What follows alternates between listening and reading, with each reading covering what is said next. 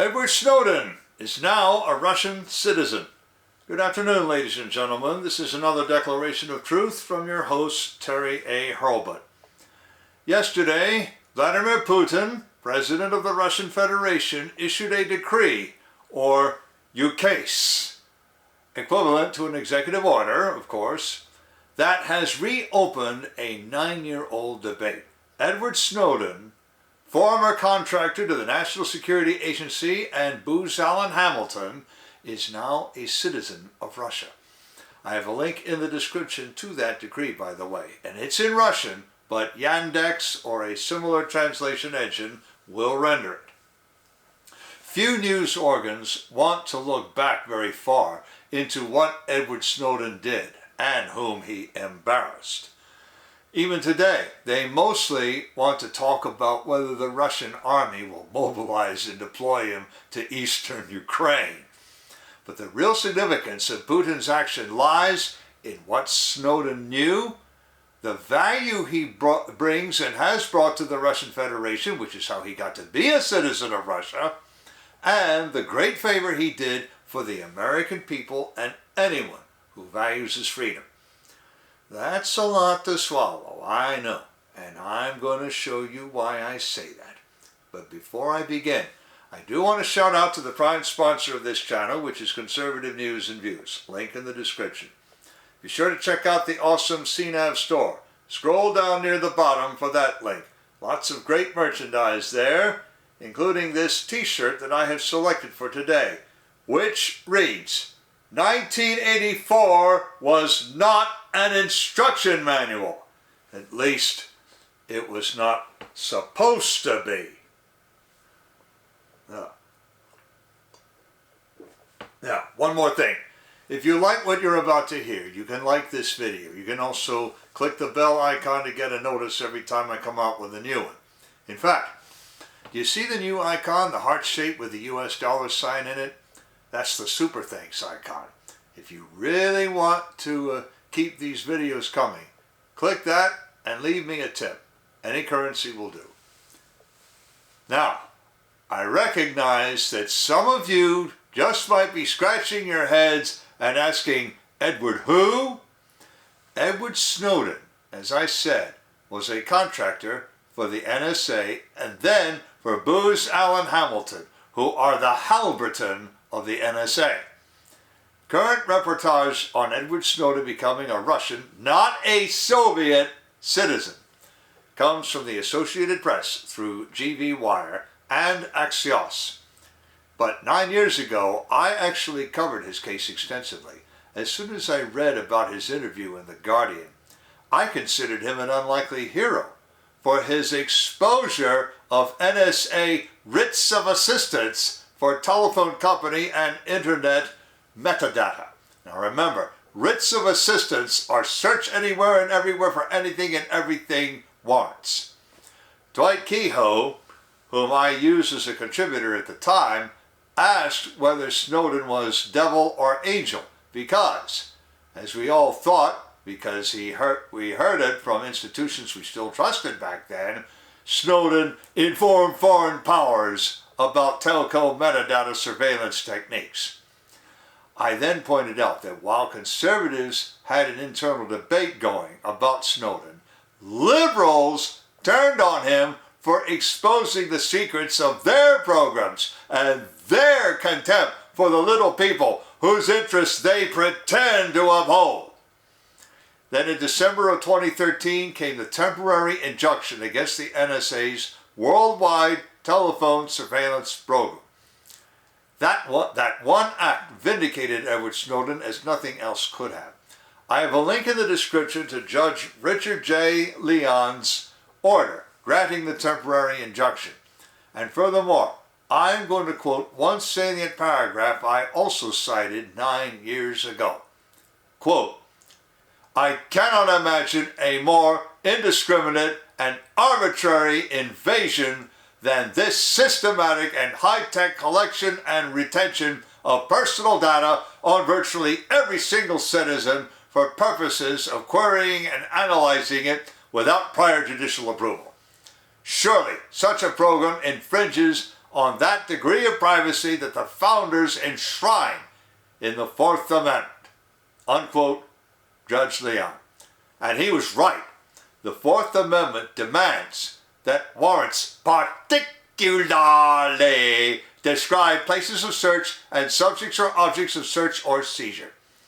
The NSA Telco Metadata Search Program violated that precept.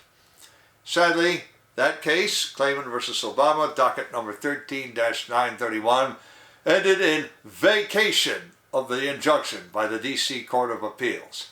In 2014, the Supreme Court denied review of that decision. Edward Snowden, of course, considered that Judge Leon had vindicated him. But when the D.C. Court of Appeals vacated the judgment, he came close to losing heart.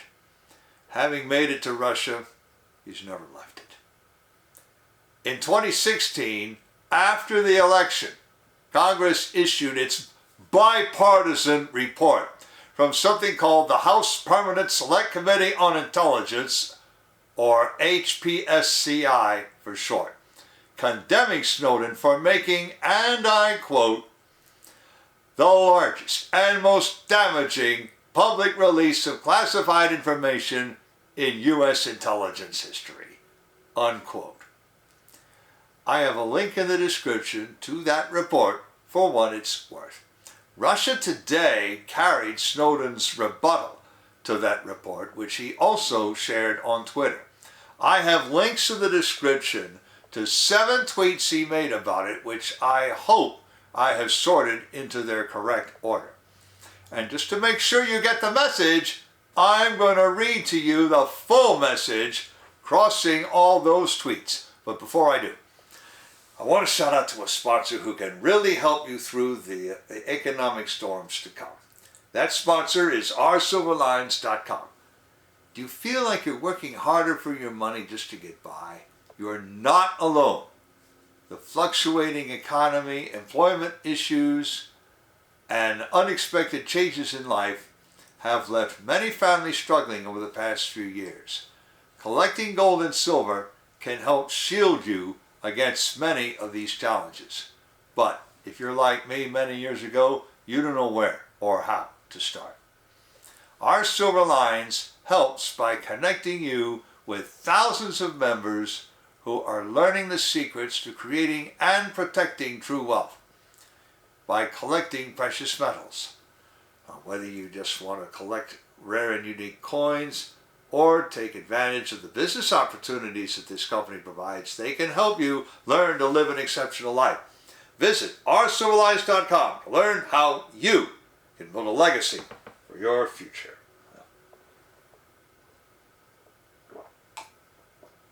And now, here is the full text of Edward Snowden's rebuttal with a few side notes by me here and there. Quote, unsurprising that HPSCI's report is rifled, actually I think he meant to say riddled, with obvious falsehoods.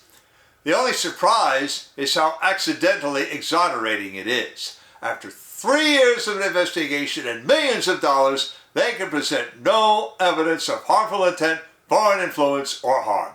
Wow.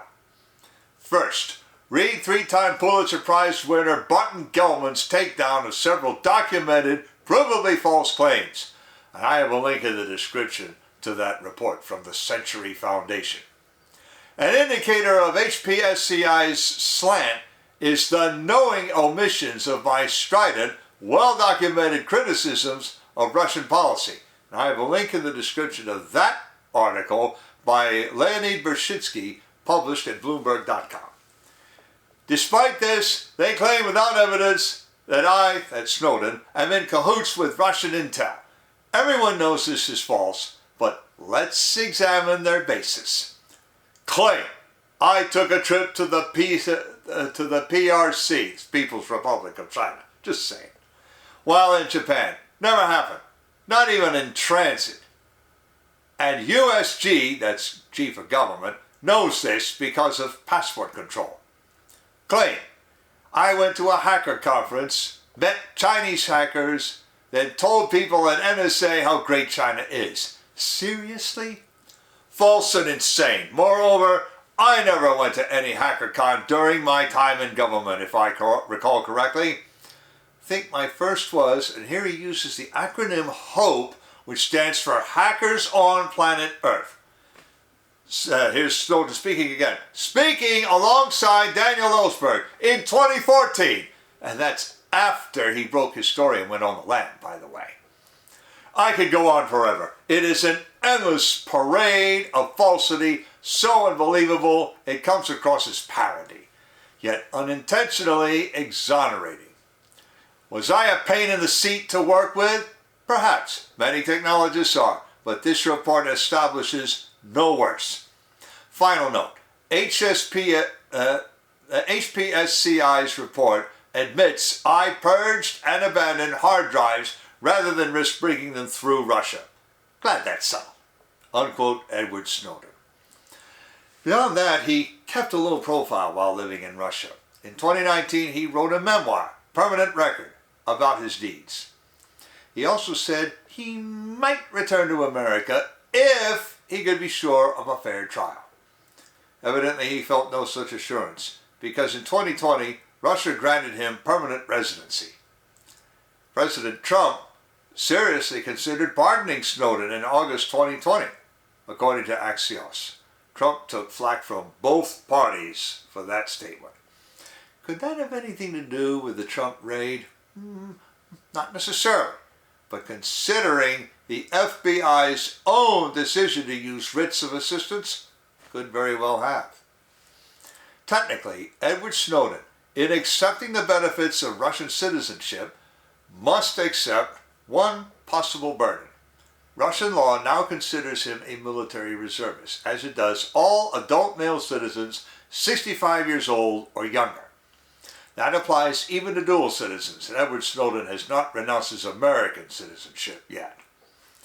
Ned Price, spokesman for the U.S. State Department, said, and I quote, "Our position has not changed. Mr. Snowden should return to the United States, where he should face justice as any other American citizen would. Perhaps the only thing that has changed is that, as a result of his Russian citizenship, apparently now he may very well be conscripted to fight in Russia's war in Ukraine." Unquote, Ned Price. Well, Mr. Price, that's not likely, because Edward Snowden has never served in the Russian armed forces. That alone puts him way down the list of candidates for mobilization. Furthermore, Edward Snowden would not have Russian citizenship anyway had he not made concrete contributions to the Russian Federation. Now, these likely do not take the form of actionable intelligence. Any intelligence he gave them would be obsolete by now anyway, and probably very rapidly. Rather, in the form of his cybernetic and systems analytical expertise. Now, one thing has changed that Mr. Price would probably rather not discuss. Edward Snowden becomes once again an embarrassment to the current occupant of the White House. Recall that when Snowden made his big splash, Joe Biden was serving as vice president at the time. More to the point, the surveillance and harassment of American citizens in America for specious or flat-out invalid reasons concerns Americans now as never before. Edward Snowden revealed that, and for that we ought to thank him.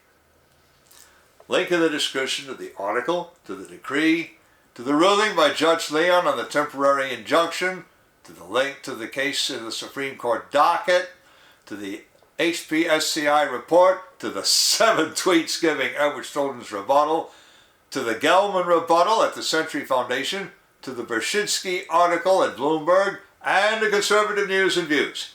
I've also left links to the awesome CNAV Store and to oursilverlines.com, as I also mentioned.